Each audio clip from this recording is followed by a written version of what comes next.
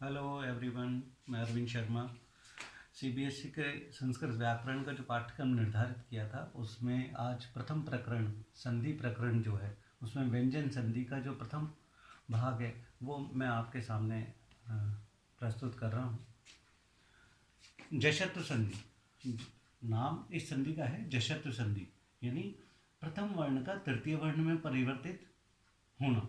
जशत्व संधि क्या कहती है? ये सूत्र है पाणिनि व्याकरण का, जलाम जशवंते। इसी को मैंने सरल शब्दों में यहाँ पे स्पष्ट किया है।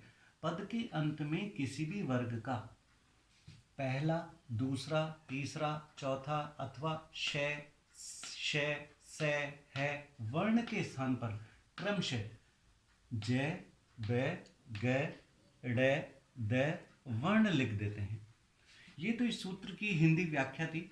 सरल भाषा में देखा जाए तो वर्ग के प्रथम अक्षर को अपने ही वर्ग के तृतीय अक्षर में परिवर्तित कर देते हैं। जैसा इस जो ये टेबल मैंने बनाई है, इस टेबल के माध्यम से ये स्पष्ट होता है। यहाँ देखिए, कै वर्ग कै, खे, गे, घे, ण, च, छ, ज, झ, न, त, थ, द, ध, न, ट, ठ, ड, ढ, ण, प, फ, ब, भ, म। ये स्पर्श व्यंजन है। पांच इस प्रकार से पूरे पचम 25 होते हैं। अपने ही वर्ग के तीसरे अक्षर में क है तो अपने ही वर्ग के तीसरे अक्षर में ग में परिवर्तित होगा। च है तो ज में परिवर्तित होगा। त है तो द में परिवर्तित होगा।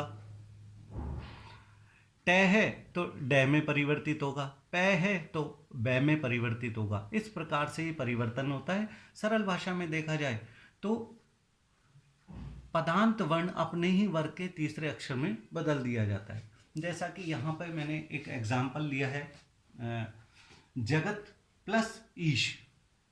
जगत प्लस ईश, जगत प्लस ईश में आप देखो तय अंतिम पदांत। पदांत का मतलब होता है पद के अंत में, पद यानी एक शब्द। तो जगत शब्द ये पद है, इसके अंत में तय व्यंजन है, हलंत लगा हुआ है, तो इसको मैंने यहाँ नीचे रखा। सामने देखा तो ई स्वर है, वो मैंने इसके सामने रखा। हमारी जो डेफिनेशन है वो ये कहती है पद के अंत में अगर किसी वर्ग का पहला, दूसरा, तीसरा, चौथा, तो यहाँ पद के अंत में देखो तय वर्ग का पहला ही अक्षर तय आ गया, तो उस स्थिति में तय टेबल के अकॉर्डिंग तय को किस में परिवर्तित करेंगे? द में। तय कैसा है? हलंत लगा हुआ। द कैसा है? हलंत लगा हुआ, यानी व्यंजन है, स्वर अब इसमें नहीं है। तो उसी स्थिति में हम इसको परिवर्तित करेंगे द में। मैंने यहाँ पे ये तय को द में परिवर्तित करके फिर यहाँ देखो, जैसे ही मैंने ज, ग, द ऊपर से द को नीचे लिखा, हलंत लगा हुआ, प्लस इसके साथ मैंने ईश शब्द। अब इसको जब संयोग करते हैं, इसकी संयोग संज्ञा होती है। संयोग संज्ञा का मतलब है व्यंजन और स्वर मिल जाता है। तो व्यंजन स्वर को जैसे ही मैं मिलाता हूं तो जगदीश शब्द हमारा बन जाता है। इस प्रकार से ये जगदीश शब्द स्पष्ट हो गया। दूसरा एग्जाम्पल देखो, यहीं पे वाक प्लस ईश। तो वाक में पद के अंत में देखो वापस क्या आ रहा है, कै मैंने नीचे निकाल के रखा। कै का मैंने उसी टेबल से वापस, कै का तीसरा अक्षर क्या होगा? गे।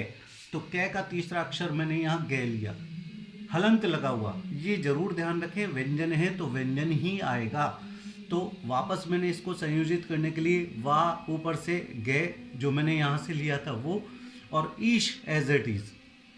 ईश में किसी तरह का कोई परिवर्तन नहीं है। अब मैं इसको संयोग कर देता हूँ, वागीश, और वागीश शब्द बन जाता है।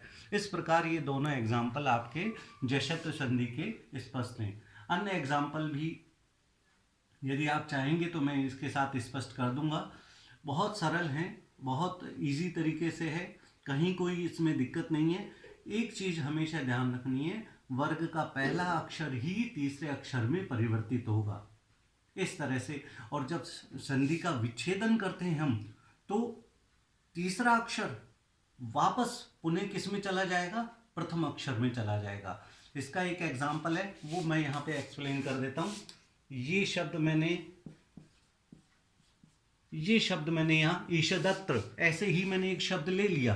अब मेरे को यहाँ पे इस शब्द को मेरे को यहाँ टुकड़े करने हैं, तोड़ना है।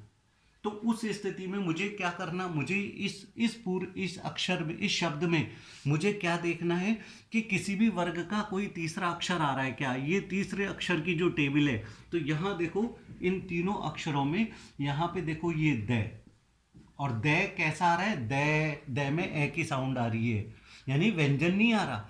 तो अकॉर्डिंग टू टेबल द को किस में परिवर्तित कर सकता हूं मैं, तय में। और कैसे तय में, व्यंजन तय में। तो मैं इसको इस तरह से यूं लिख सकता हूं, ईशत, और द में जो ए है वो पीछे निकल जाएगा, अत्र। इस तरह से ईशत प्लस अत्र, ये संधि विच्छेद हो जाता है। तो बहुत सरल संधि है, केवल हमें इस टेबल का थोड़ा सा ध्यान रखना है। और इस टेबल में भी अगर मान लो आप पहली लाइन और तीसरी लाइन को विशेषकर ध्यान रखें तो बहुत इजी है। इसका एक एग्जाम्पल 101% आपके एग्जाम में पूछा जाता है, हर परीक्षा में आता है ज़्यादातर, लेकिन आपके उसमें आता है। ठीक है, धन्यवाद।